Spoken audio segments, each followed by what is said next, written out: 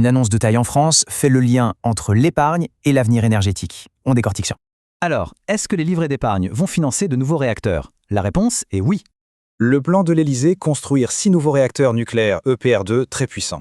Ces réacteurs seront bâtis par EDF sur 3 sites bien précis, un peu partout en France. Emmanuel Macron a présenté ça comme une étape cruciale pour le climat et la souveraineté du pays. Mais alors, la question c'est comment est-ce qu'on finance un projet aussi gigantesque? Eh bien, 60% du programme sera financé par un prêt aidé par l'État, un prêt issu de l'épargne publique. En fait, l'argent viendra du fonds d'épargne qui est géré par la Caisse des dépôts. Ce fonds, c'est simple, il centralise la majorité de l'épargne réglementée des Français. On parle bien de l'argent qui se trouve sur les très populaires livrets A, LDDS et LEP.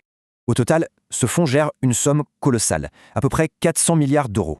D'habitude, cet argent est partagé entre projets sociaux et investissements. Maintenant, le nucléaire s'y ajoute. L'idée touche des millions d'épargnants, alors qu'en pense le public justement? Un sondage Monevox montre une opinion divisée. On a 45% des gens qui sont favorables à l'idée. Et ce qui est intéressant, c'est la nuance. Le soutien est là, mais il n'est pas toujours absolu. Le point crucial, c'est qu'il y a quand même une opposition importante de 37% au projet. C'est un virage majeur. L'épargne de tous les jours va donc financer une stratégie industrielle nationale.